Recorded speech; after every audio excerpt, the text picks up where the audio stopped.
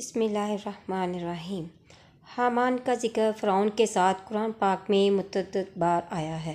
حامان فرعون کا وزیر خاص مذہبی پیشوا تھا اور اس کی خدائی پر یقین رکھتا تھا۔ حضرت موسیٰ علیہ السلام سے اس کی دشمنی شہر آفاق تھی۔ فرعون کے حکم سے اس نے ایک پہاڑ پر بلند و بالا محل تعمیر کروایا جس کی اونچائی آسمان سے باتیں کرتی تھی۔ روایت میں ہے اینٹوں کی ایجاد بھی اس نے ہی کی تھی۔ اس سے پہلے نہ تو اتنی بلند و بالا کوئی عمارت تھی اور نہ ہی اینٹوں کا وجود تھا۔ اس محل کی تعمیر میں 50,000 معماروں نے حصہ لیا۔ مزدور اس کے علاوہ تھے جو بے شمار تھے۔ یہ محل کئی سالوں میں تعمیر ہوا۔ جب تعمیر ہو گیا تب فرعون اس کی چھت پر گیا تاکہ حضرت موسیٰ کے خدا کو دیکھ سکے۔ اس کا خیال تھا اب آسمان اس کی چھت سے بہت قریب ہو گیا ہے، لیکن جب اوپر گیا تو اس نے دیکھا آسمان اب بھی اتنا ہی دور ہے جتنا زمین سے دور تھا۔ وہ بہت نادم ہوا اور غیظ و غضب میں حضرت موسیٰ کے خدا کو للکارنے لگا۔ جب کوئی جواب نہ آیا تو اس نے ایک تیر آسمان کی طرف پھینکا تاکہ حضرت موسیٰ کے خدا کو وہ مار سکے۔ خدا کی قدرت تھی کہ وہ تیر جب واپس آیا تو خون سے بھرا ہوا تھا، جسے دیکھ کر وہ اچھلنے کودنے لگا کہ میں نے موسیٰ کے خدا کو مار ڈالا ہے۔ اس واقعے کے دوسرے دن زلزلے کے ایک ہی جھٹکے نے اس محل کو مسمار کر دیا اور اس کے گرنے سے ہزاروں لوگ لقمہ اجل ہو گئے اور ان میں سے کوئی شخص بھی زندہ نہ رہا جس نے اس کی تعمیر میں کچھ بھی حصہ لیا تھا۔ قارون حضرت موسیٰ علیہ السلام کے چچا زاد یا خالہ زاد بھائی تھا۔ علم کیمیا کا ماہر تھا، اس لیے اس نے اتنی دولت جمع کر لی تھی کہ اس کے خزانے کی چابیاں اونٹوں، گھوڑوں اور خچروں پر لادی جاتی تھی۔ یہ ہیرے جواہرات سے مرصع سرخ لباس پہنتا تھا، سفید گھوڑے پر سواری کرتا تھا۔ جب اپنے قصر سے نکلتا تھا 4,000 سوار اس کے عقب میں، 3,000 غلام داہنی طرف، زیورات اور پرتکلف لباس سے آراستہ خوبصورت کنیزیں اس کے بائیں جانب چلتی تھیں۔ یہ انتہائی مغرور اور بخیل تھا۔ اس کی تباہی اور بربادی کی وجہ یہ بتائی جاتی ہے جب حضرت موسیٰ علیہ السلام نے حکومت حضرت ہارون علیہ السلام کے سپرد کر دی تھی اور جب کوئی قربانی کرتا تو اس کا جانور حضرت ہارون علیہ السلام کے ہاتھوں سے ذبح ہوتا تو کوئی غیبی آگ آ کر اٹھا کر لے جاتی تھی۔ تو اس پر قارون کو حسد پیدا ہو گیا تو اس نے گستاخانہ حضرت موسیٰ علیہ السلام سے کہنے لگا، آپ نے سب کچھ ہارون کو دے دیا۔ تو حضرت موسیٰ علیہ السلام نے جواب دیا، جیسا اللہ کا حکم تھا میں نے ویسا ہی کیا۔ اس وقت سے حضرت موسیٰ علیہ السلام کا وہ سخت دشمن ہو گیا۔ آپ نے اسے توبہ کرنے کو کہا تو اس نے آپ کا مذاق اڑایا۔ جب آپ نے زکوٰۃ دینے کا حکم دیا تو اس نے کہا میں ہرگز نہیں دوں گا، حتیٰ کہ 1 دینار بھی دینے کو تیار نہ ہوا۔ اس نے کہا موسیٰ ہمیں فقیر بنا دینا چاہتا ہے۔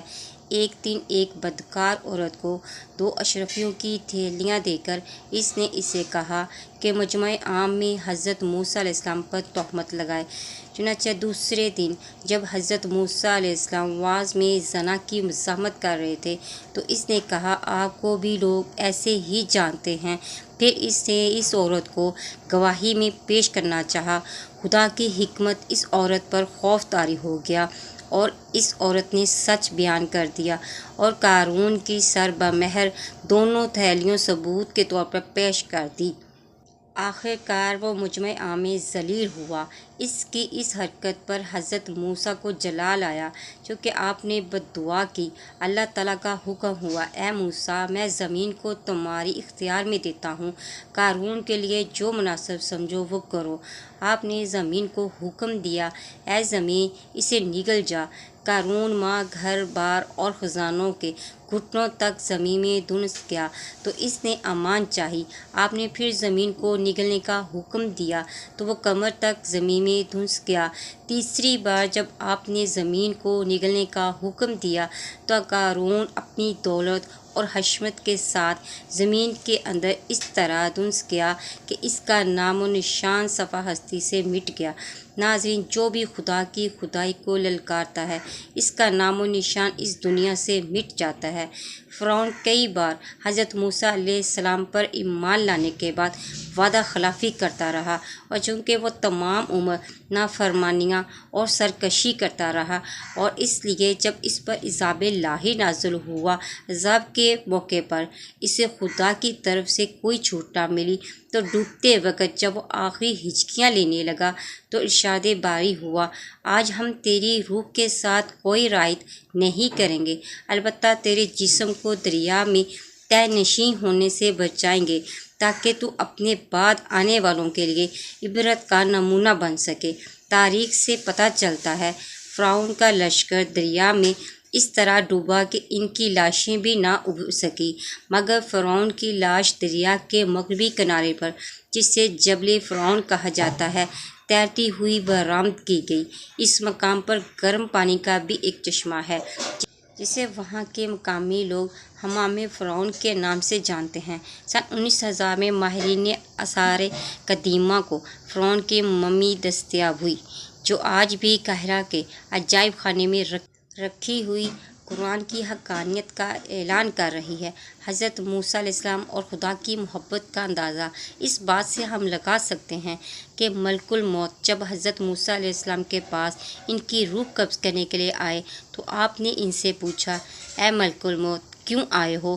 کہا، روح قبض کرنے کی غرض سے حاضر ہوا ہوں۔ فرمایا، کس جگہ سے روح قبض کرو گے؟ کہا، منہ کی طرف سے۔